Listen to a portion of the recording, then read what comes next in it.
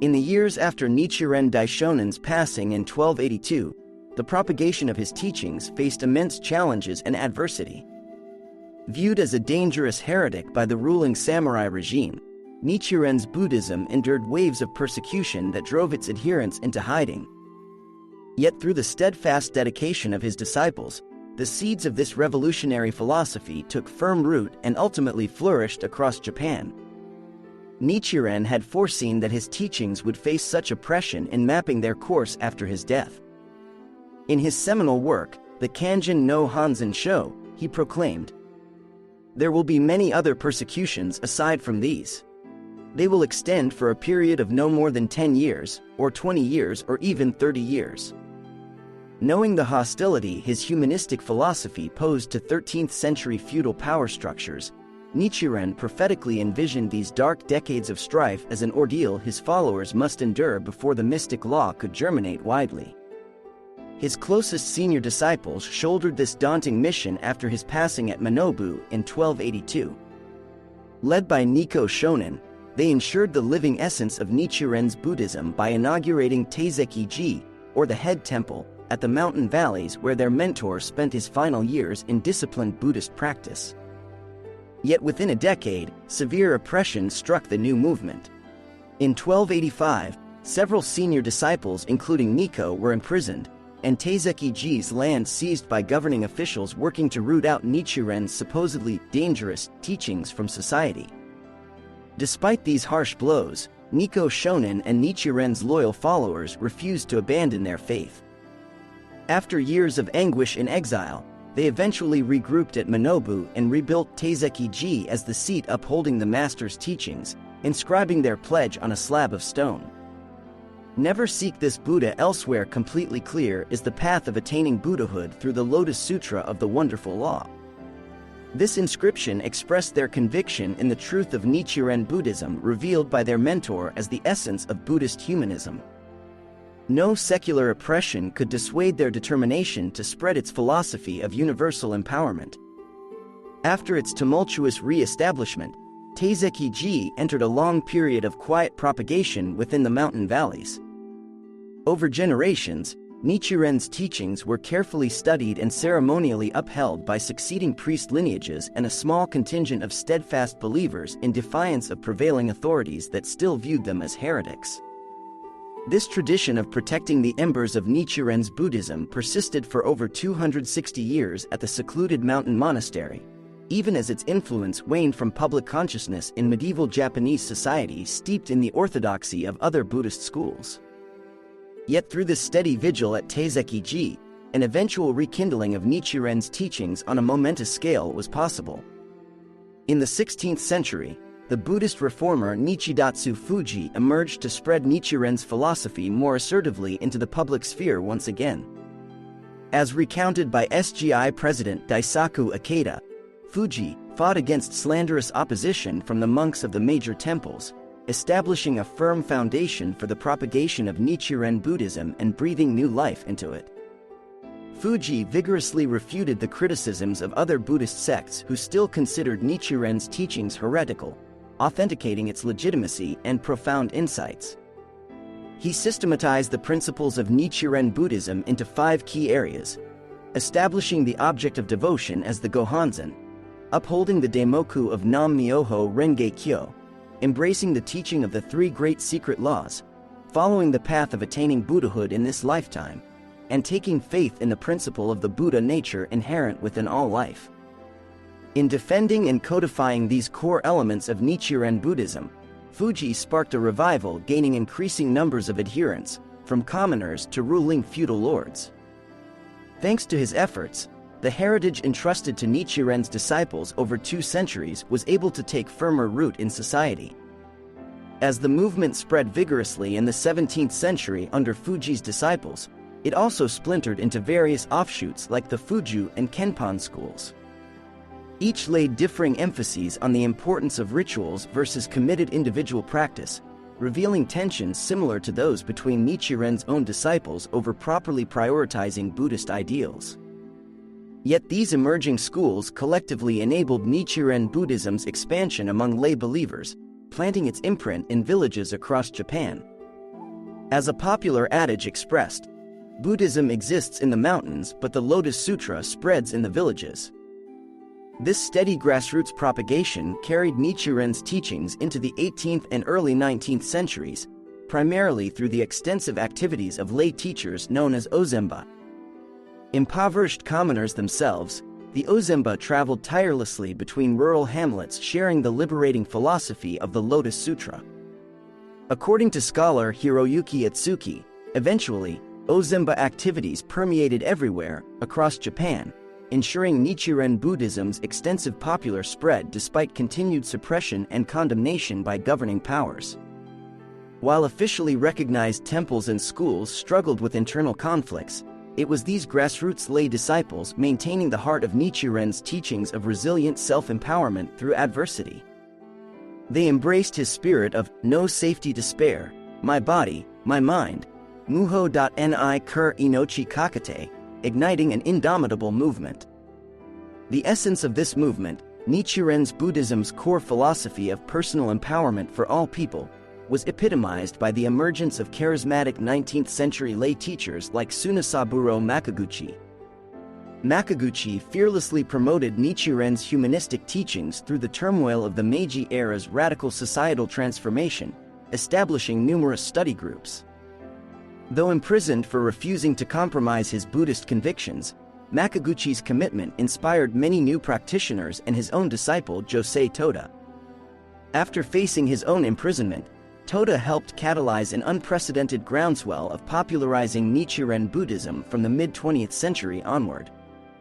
Through his founding of the Value-Creating Education Society, the seeds of Nichiren's life-affirming philosophy reached millions of lay believers searching for self-empowerment. As Daisaku Ikeda reflected, ensured that this Buddhism would burst forth from a narrow isolation and become a great world philosophy for the modern age. The trials and tribulations endured over centuries enabled Nichiren's Buddhism to be reforged into a mass enlightenment movement transcending its humble origins. Just as Nichiren presaged, the oppression faced by his followers in the decades after his death ultimately served to strengthen and propagate the mystic law. As the SGI president articulated this profound legacy, the very adversity Nichiren Buddhism weathered became a catalyst for global humanistic transformation. It has continued the propagation of Nichiren's Buddhism. A Buddhism of the people history was telescoped into the development, which has enabled Buddhism to regain its aspect as a vehicle of human revolution. In this odyssey from Nichiren Daishonin's suppressed revolutionary movement in medieval Japan to a world philosophy for dignity and peace in the 21st century, the spirit and resilience of his disciples through successive generations stands as the ultimate victory of the mystic law's humanistic truth over injustice and oppression. For 5 centuries after Nichiren's death, the perseverance of his followers to share Buddhism's message of respect for all people's Buddha nature prevailed against every attempt to extinguish its light. And in that immortal flame, rekindled across Japan through times of ease and upheaval, lies an eternal illumination for upholding human empowerment and actualizing Buddhahood in the present, the essence of Nichiren's teachings. The tumultuous journey of Nichiren Buddhism's propagation after its founder's passing underscores a key philosophical principle at the heart of its humanistic ethos, that of transforming poison into medicine. Just as lotus flowers emerge vibrant and undefiled from muddy waters, the oppression faced by Nichiren's followers catalyzed an even more resonant blooming of his teaching's liberating essence. This spirit is exemplified powerfully in the first few decades after Nichiren's death, as his senior disciple Nikko Shonin and others endured harsh imprisonments and land seizures aimed at destroying the new Buddhist order. Yet they steadfastly transformed such poisonous persecution into conviction and propagation efforts, solemnly rebuilding Taizeki-ji as Nichiren's head temple despite the risks. As Daisaku Ikeda expounds, their defiance of injustice epitomized the greatness of the struggle waged by Nikko and his disciples to protect and pass on to future generations the philosophy for human happiness and nobility bequeathed by Nichiren Daishonin. This ability to metamorphose even the most virulent poisons of oppression into an undaunted spreading of Nichiren's humanistic teachings remained a constant theme over centuries. The Ozemba commoners who carried his Buddhism across Japan's villages despite threats from authorities demonstrated this revolutionary spirit as well. Ikeda extols the Ozemba's refusal to let go of their steadfast faith in the face of suppression and their vow to transform all persecution into a force to ensure that the Buddhism of the people would continue. By alchemizing the poison of cruel treatment into an even more resonant medicine of propagation efforts, these disciples embodied Nichiren's core teaching to elevate the actual realities of people's lives to the highest plane of Buddhist practice, revealing the inherent Buddhahood in all circumstances. As Nichiren Daishonin proclaimed in a letter, attaining Buddhahood in this reality is the idea that being deaf, dumb, avaricious, or mendacious are all attributes of Buddhahood. Slander, perversity, enemies and hindrances, even carnal appetites, all are attributes of the Buddha way. For the Ozemba and priests who upheld Nichiren Buddhism in defiance of establishment powers, this radical truth provided a constant source of courage and empowerment. They could transform any oppression leveraged against them into fuel for spreading the mystic law's humanistic essence far and wide. This spirit of alchemical human revolution endured over centuries until blossoming into the global. As its study materials succinctly summarize, problems are opportunities for the creative reshaping of our lives and bringing forth our Buddha nature. The greater the obstacle, the greater the opportunity to break through and reveal the infinitely positive life state of Buddhahood.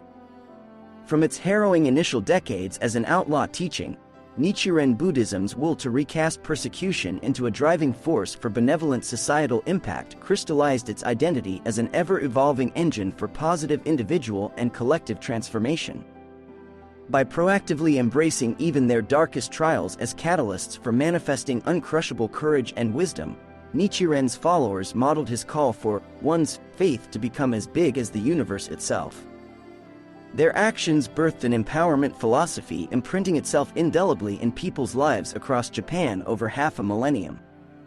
With its credo of proactively alchemizing problems into vehicles for enlightenment, Nichiren's Buddhism became something greater than a set of static doctrines.